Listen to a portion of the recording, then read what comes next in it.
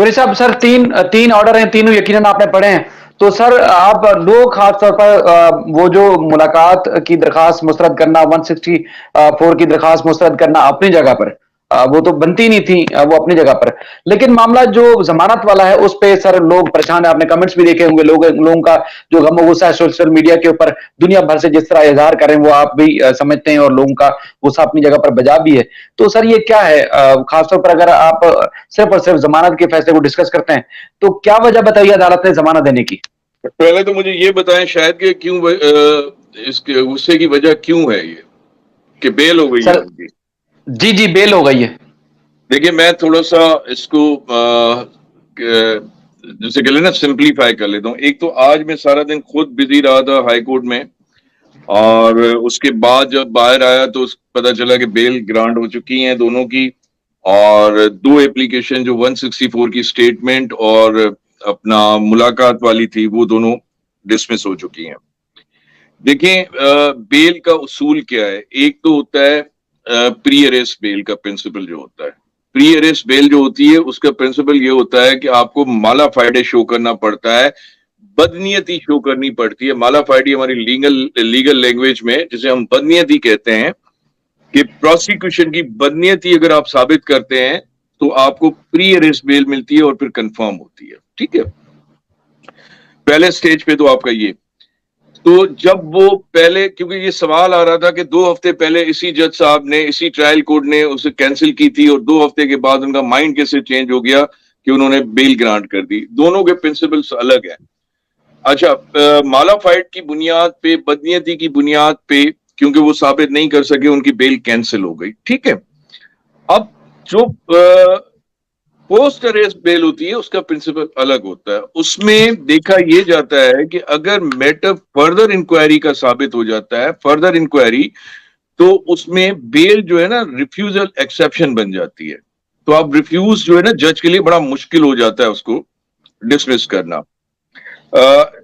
इस जजमेंट को मैंने, ऑर्डर को मैंने पढ़ा है। उस ऑर्डर में जज ने जो बात कही है, उन्होंने कहा है कि ये 2 वर्जन केस है at the stage of bail and tentative assessment without going into the deeper appreciation. उसके डिटेल में जाए बगैर, without touching the merit of the case, case के मेरिट्स को टच किए बगैर, टेंटेटिव असेसमेंट की स्टेज पे और बेल की स्टेज पे कहा कि 2 वर्जन है। एक तो वर्जन वो है जो कि प्रोसिक्यूशन ने, स्टेट ने और कंप्लेनेंट ने मिलकर एलिगेशंस लगाए अक्यूज के ऊपर, और उसकी कॉग्निजेंस ली है कोर्ट ने। जो ये सेक्शंस हमारे पास सामने आए, चालान सबमिट हुआ और उसकी कॉग्निजेंस वगैरह जो हुई, चालान एक्सेप्ट हुआ। अच्छा, अब वो सेक्शंस इंटैक्ट हैं, और ये एक वर्जन है जिस वर्जन को अब एलिगेशंस को ये ट्रायल में साबित करेंगे। ये ट्रायल की स्टेज तो नहीं है ना, ये बेल की स्टेज है, और बेल की स्टेज में अब इनको ये एलिगेशन साबित तो नहीं करने, ये साबित करेंगे ट्रायल के वक्त। दूसरा वर्जन जज ट्रायल कोर्ट ने कहा है कि वो बच्ची की स्टेटमेंट है। अच्छा, बच्ची की स्टेटमेंट ऑन रिकॉर्ड तो है ना, पेपर पे तो है। हम पहले दिन से ये कहते हुए आ रहे हैं कि उसकी कोई वैल्यू नहीं है, उस स्टेटमेंट की कोई हैसियत नहीं है, क्योंकि ये जो सेक्शंस लगे हैं और कॉग्निजेंस लिया है कोर्ट ने और इसको इंटैक्ट रखा है, चार्जशीट को जो सेक्शंस हैं उनमें स्टेटमेंट बच्ची की नहीं, परमिशन वालदेन की जरूरी है। लेकिन ये चीजें इस टेंटेटिव स्टेटमेंट स्टेज पे नहीं होंगी, ये ट्रायल में साबित करनी पड़ेंगी। अब डिफेंस को ये साबित करना है कि वो जो स्टेटमेंट बच्ची की है, इन सेक्शंस की मौजूदगी में उसकी वैल्यू क्या है, हैसियत क्या है, वो ट्रायल में साबित करेगा। ठीक है ना। और दूसरा जो एलिगेशन प्रोसिक्यूशन ने लगाया है, कंप्लेनेंट के लॉयर ने लगाया है, वो साबित करेंगे उन एलिगेशंस को। ट्रायल चलेगा, ट्रायल इस स्टेज पे जब 2 वर्जन केस होता है तो फर्दर इंक्वायरी में फॉल करता है। ठीक है ना। भले वो लोगों के ये भी सवाल थे कि नॉन बेलेबल, भाई मर्डर भी तो नॉन बेलेबल ऑफेंस होता है। मर्डर में भी अगर फर्दर इंक्वायरी का केस होता है तो बेल ग्रांट हो जाती है, रिफ्यूजल जो है ना वो एक्सेप्शन बन जाती है। तो एक तो हो गई ये चीज। उसके बाद आगे चल के जज साहब ने, देखिए बहुत सारी अगर शॉर्ट कमिंग्स रह भी गई है ना प्रोसिक्यूशन साइड से, तो जज साहब ने अपना लीगल माइंड यूज करते हुए लीगल एक्यूमेंट यूज करते हुए उसको कवर किया है। अगर आप पूरे जजमेंट को पढ़ें, उन्होंने ये लिखा है, हालांकि ये लिखने की जरूरत नहीं थी, ये तो वाज़ेह है ना कि आवाज आ रही है मेरी? जी जी सर आ रही है। ये तो वाज़ेह है कि बेल स्टेज में टेंटेटिव असेसमेंट होती है, और बेल जो होती है वो बरियत नहीं होती, वो एक कंसेशन होती है। अच्छा, जज साहब ने वो लिखा भी है और ये वादे किया है कि ये कंसेशन दी जा रही है उससे, और बाउंड किया जा रहा है कि हर पेशी पे आप आएंगे, हर पेशी पे अपीयर होंगे, और जरा सी भी हैंकी पैंकी की, जरा सा भी उसको जो है ना केस को टेम्पर करने की कोशिश की है, तो इसी कोर्ट में कैंसिलेशन की एप्लीकेशन डाल के उनके खिलाफ वारंट भी इशू होंगे, और कैंसिलेशन की एप्लीकेशन डालकर उनकी बेल कैंसिल करवाई जा सकती है।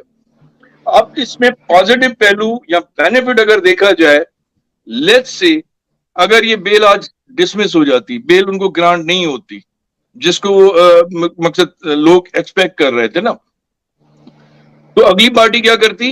अगली पार्टी जाती हाई कोर्ट में। हाई कोर्ट में अगर ये फर्दर इंक्वायरी का केस है तो वो ग्रांट हो जाती बेल, 2-3 दिन के बाद ग्रांट हो जाती। जज साहब ने वो रास्ता भी रोक दिया है।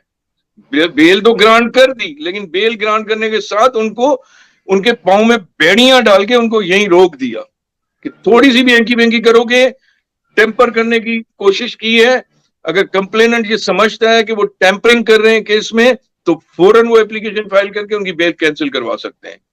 और उन्होंने उनको बाउंड डाउन कर दिया। अच्छा, ये चीजें उनको हाई कोर्ट में नहीं मिलती, प्रोसिक्यूशन को या कंप्लेनेंट को। ठीक है, ये जज साहब ने मेरे ख्याल से ये एक बड़ा रीजनेबल, वेल रीजन ऑर्डर है, और वाइजली ऑर्डर पास हुआ है। इसमें मुझे नहीं पता कि घबराने की क्यों जरूरत है, घबरा क्यों रहे हैं। वो इमरान खान साहब कहते हैं ना कि घबराना नहीं, तो घबराना नहीं है इसमें।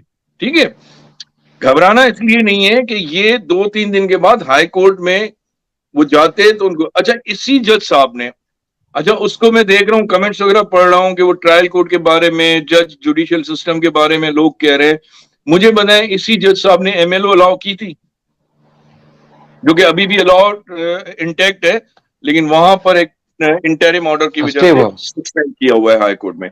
इसी जज साहब ने 164 डिसमिस की, इसी जज साहब ने मुलाकात को डिसमिस किया, बेल ग्रांट की, लेकिन उनको बांध के, जैसे कहते हैं ना कि बेड़ियां डाल के उनकी कुंडी बंद कर दी कि आप आजाद तो हो, लेकिन हिलोगे नहीं यहां से। आप पूरे ऑर्डर को पढ़े ना इतना। अहमद, आप मुझे बताएं, पंजाब में या सिंध में भी इस किस्म के ऑर्डर्स कहां पास होते हैं कि जिसमें, पंजाब में तो नहीं होते सर, हमारे एडिशनल नहीं सिंध में होते हैं, सिंध में होते हैं, लेकिन जज साहब ने बड़ा लीगल माइंड यूज किया है, मैं कह रहा हूं आपको।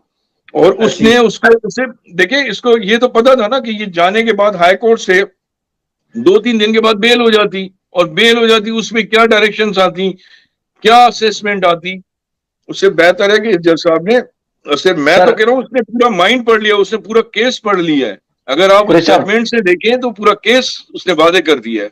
जी कुरैशी साहब, सवाल ये है कि जो दो मुल्जमान निकाह खान और गवाह, इनकी जो बेल का ऑर्डर था उसमें पैरा नंबर 3 में जो कुछ लिखा गया है, उस पे तासुर ये मिल रहा है कि वो ऑर्डर सिंध हाई कोर्ट का वो असरअंदाज हुआ है ट्रायल कोर्ट के फैसले के ऊपर। यानी कि पहले जिस जज का माइंड ही नहीं था कि उन निकाह खान और गवाह को जमानत दे, उन्होंने जो वो हाई कोर्ट केस ऑर्डर को पढ़ के वो असरअंदाज हुए और उन्होंने जमानत दे दी।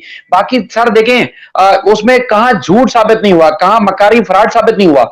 मतलब मुल्जमान 3 महीने तक चकमा देकर घूमते रहे 3-4 सूबों में, तो यहां सर आप आगे क्या तवक्को कर सकते हैं कि आप वो आगे फोर्जरी नहीं करेंगे, फ्रॉड नहीं करेंगे, धोखाबाजी नहीं करेंगे, रिकॉर्ड को छुपाने के लिए कोई काम नहीं करेंगे। उसमें क्या मतलब कैमरे तो नहीं लगा के बैठे हो या उनके अंदर चिप लगा दिए कि कहीं भी मूवमेंट करेंगे, कुछ भी करेंगे तो जैसे आपको पता चल जाएगा, फिर इनकी बेल भी हाथ का डिसमिस कर लेंगे, और बल्कि बेड़ियां लगाई हैं उसके बाद फिर इनके गले में भी एक तोक डाल देंगे, कहीं मूव नहीं कर सकेंगे। लोग तो इस वजह से गुस्से में है कि सर ये शायद गुस्से में आने की जरूरत ही नहीं है ना, ये जुडिशियल सिस्टम है हमारा, और ट्रायल का एक प्रोसीजर है, और जिसमें बेल ट्रायल तो नहीं होती ना, बेल इनिशियल स्टेज होती है, अलग एक सेपरेट प्रोसीडिंग्स होती हैं।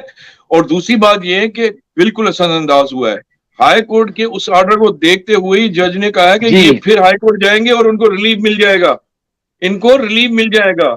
आप इस पूरे ऑर्डर को पढ़े, इस जज साहब को, बल्कि जिस तरह से वो जुडिशियली चले, जुडिशियल माइंड यूज किया है, तो हमें अप्रिशिएट करना चाहिए कि उन्होंने कहा कि ये वहां से तो इनको क्लियर कट बेल मिल जाएगी, यहाँ पे बेल देकर उन्होंने उसको बांधा भी है। अब आपका जो सवाल है कि वो रिकॉर्डिंग नहीं हो रही, ये सारी चीजें नहीं हो रही, नहीं, इसमें अगर इस केस को तो खैर सब कोई देख रहा है, इतना मीडिया वाइब्रेंट है, खास करके सोशल मीडिया। कोई भी ऐसी चीज आती है जज साहब के सामने तो वारंट इशू हो सकते हैं। और सबसे बड़ी बात, अगर कंप्लेनेंट चाहे कहीं साबित, देखिए ये रिस्पॉन्सिबिलिटी कंप्लेनेंट की है ना, ये रिस्पॉन्सिबिलिटी प्रोसिक्यूशन की है कि वो साबित करे कि वो टेम्परिंग करने की कोशिश कर रहे हैं या भागने की कोशिश कर रहे हैं या कोई ऐसी, देखिए इसमें ही इसने कह दिया कि भाई अगर आप मिल भी नहीं सकते हो बच्ची से, दूसरे ऑर्डर में जो लिखा है, लेकिन वो जी जी डिसमिस करके वो भी टेम्परिंग के जुमरे में आ गया। ठीक है, अब वो हाई कोर्ट में जाएंगे, वो एक अलग बात है, ये भी हाई कोर्ट में जाएंगे, भले जाएं और जाना भी चाहिए, क्योंकि चैलेंज तो करना राइट चाहिए ना, ऑफ फोरम तो नहीं छोड़ना अपील चाहिए। जरूर यूज करना चाहिए ना। हाँ, अब right right of of appeal appeal जरूर उसको यूज फॉलो करनी करिए। चाहिए।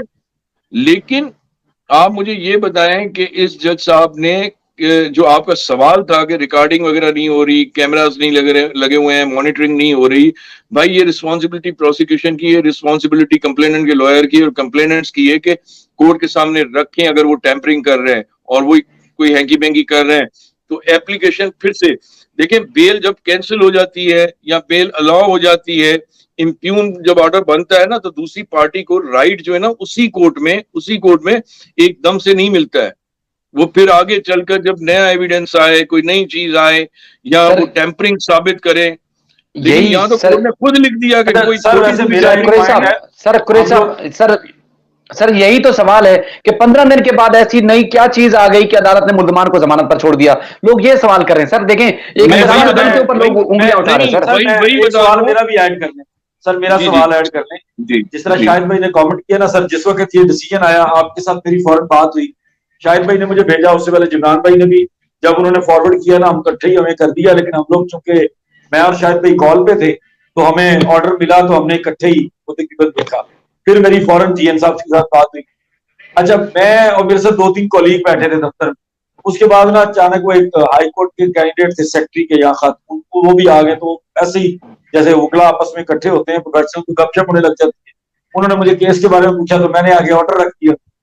एक बात सबने कही है सर, मैं जज साहब को निहायत अदब के साथ, कि जज साहब आज आपने फुल आगे बढ़ के खेला है। इससे पहले आपने ना इतनी जरूरत दिखाई है, ना दिलेरी दिखाई है, ना इतना बड़ा जिगरा दिखाया है। अगर आपका यही जिगरा था तो पहली बात तो निकाह खान और गवाह की जमानत होनी चाहिए। एतराज नहीं है मुझे जमानत पे। मेरे पास कोई 10 लोगों ने आके इंटरव्यू किया और मैंने सबको जो जीएन साहब के पॉइंट और मैंने मुकम्मल पढ़ के सुनाया कि वो काबू आ गए, कहीं नहीं जाते। लेकिन अगर इसी केस की बात करनी है, इसी केस के अंदर ही कंपैरिजन करना है, तो फिर हम ये जरूर कहेंगे कि हुजूर कोई नई चीज नहीं आई। आपने भला रीजन क्या दी है? आपने कहा जी 2 वर्जन केस है, 2 वर्जन आ गए जी, 2 कंटेंशन आ गई हैं। प्रोसिक्यूशन और मुदई का एक वर्जन है, बच्ची का दूसरा वर्जन है। बिल्कुल ठीक है सर। इस मेन ग्राउंड के अंदर कौन सी नई चीज है जो उनकी प्रीवियस बेल खारिज होने के बाद से बनी? मैं बता दूं, ये तो मैं बता दूं। रिलाई एक और भी चीज सर, मैं थोड़ा सा मैं इसको रिस्पॉन्ड कर देता हूँ। सर सबसे पहली बात तो आप देखें कि निकाह ख्वाह और जो गवाह था उसकी पोस्ट अरेस्ट बेल थी, ठीक है। और उस वक्त जब इन्होंने कैंसिल किया था, हाई कोर्ट की कोई ऑब्जर्वेशन नहीं थी, इसके बाद ऑब्जर्वेशन आई है। अब सवाल ये आ रहा है कि 15 दिन में ऐसा क्या चेंज आ गया, क्या ऐसा एविडेंस आ गया, क्या ऐसी उनकी फेवर हो गई जो ये कह रहे हैं कि फेवर हो गई, कि पहले जो 15 दिन पहले बेल कैंसिल की थी, तो मैंने आपको 2 प्रिंसिपल्स बताए। प्री अरेस्ट बेल जो होती है ना, उसमें सिर्फ माला फाइडे शो करना पड़ता है, बदनीयती शो करनी पड़ती है कि प्रोसिक्यूशन साइड की कोई बदनीयती तो नहीं है। अगर बदनीयती की बुनियाद पे है तो उसे बेल दे देते हैं या बेल कैंसिल हो जाती है, अगर नहीं साबित कर पाते तो। दूसरी बात, जब पोस्ट अरेस्ट बेल होती है उसमें बहुत सारी चीजें देखनी पड़ती हैं। एक तो tentative assessment, again I would say कि ये मैरिट को टच किए बगैर जितनी भी आपने देखा होगा नीचे जज साहब ने लिखा है, तीनों ऑर्डर्स के लिखा है, ये मैरिट को सर जो वो है तो नाम में लिखे तो अंडरस्टूड है ना, बेल का अंडरस्टूड है, लेकिन मैं बता रहा हूं। अच्छा, दूसरी बात ये कि उसके बाद उसमें 2 वर्जन जो दिए ना जज साहब ने, और 2 वर्जन यानी ये फर्दर इंक्वायरी है। फर्दर अच्छा, मान लिए क्या तो- आप इसी स्टेज पे, बेल की स्टेज पे साबित करते वो सारे एलिगेशन जिनके सेक्शंस लगे हैं? नहीं कर सकते ना, जब नहीं तक नहीं ट्रायल सर ना चले, देखिए, जब तक सर क्रॉस पॉइंट ये एग्जामिनेशन। है, सर पॉइंट ये है कि जब निकाह खान और गवाह को 2-2.5 महीने जेल के अंदर हो गए थे, अगर मैं उनकी जगह जज बैठूं तो मैं 50 पॉइंट निकाल के दे सकता हूं जिसपे निकाह खान और गवाह की जमानत बनती थी। आज जज साहब को इस ऑर्डर के अंदर याद आया कि कौन सा प्रिवेंटरी क्लॉज का ऑफेंस है और कौन सा नहीं है। उन्होंने सिर्फ 364 ए को साइड पर रख के कहा कि ये नॉन प्रिवेंटरी क्लॉज है। नहीं 7-7 साल अहमद, तक उसमें उसमें अहमद एक चीज आ रही थी, देखिए निकाह सर खां की बेल मैं भी मानता हूं मत बनती थी, लेकिन निकाह खां को बेल ना देने की ट्रायल कोर्ट से जो मेन वजह है ना, वो मेन वजह ये है कि जो उन्होंने फ्रेम, जब वो अपना चार्ज, जो शीट चार्ज जमा हुआ था, उसमें जो कॉग्निजेंस लिया, उसमें उन्होंने सेक्शन 364A और 368 जो है निशानदेही कर रहा था क्रिमिनल, ऑर्गेनाइज क्रिमिनल ग्रुप का। ये था कि कहीं इनका ऑर्गेनाइज क्रिमिनल ग्रुप के साथ लिंक ना हो। लेकिन फिर अगेन आई वुड से कि वो सिर्फ on the basis of tentative assessment या मफरूजों पे सोचकर आप किसी की बेल रोक नहीं सकते हैं। बिल्कुल सही कह सर रहे हैं, उनकी बेल आज तक बेसिकली बनती थी। प्रोसिक्यूशन का तो केस ही नहीं रहा ये निकाह खान और गवाह के मतलब कि वो 364 ए के, 363 के, 368 के मुलजम है। इवन वो कोई उसके ट्रैफिकिंग के मुलजम है। सर उनके ऊपर तो सीधा सीधा ये था कि भाईजान आपने सोसाइटी के अगेंस्ट क्राइम किया है। जज साहब ने ग्लोरीफाई की थी ये ऑब्जर्वेशन कि आपने सोसाइटी के अगेंस्ट क्राइम किया है। कैसे? चाइल्ड मैरिज करवा के, और चाइल्ड मैरिज की सजा 3 साल तक है। तो आपने कैसे उनको अंदर रखा? फिर आज आपको ये भी कन्फेस करना चाहिए कि आपका वो फैसला गलत था। आज आपने ये प्रिवेंटरी क्लॉज में डाल दिए ऑफेंसेस, तब आपको ये भी याद नहीं आया। आज आपको 164 के बयान की बात आ गई। हाई कोर्ट ने कब कहा है आपको कि आपने मेरे फैसले से इन्फ्लुएंस होना है? सर आपको अपनी डोमेन में रह के काम करना है ना भाई। आप ट्रायल कोर्ट हैं, आपकी एक अपनी ज्यूरिसडिक्शन है।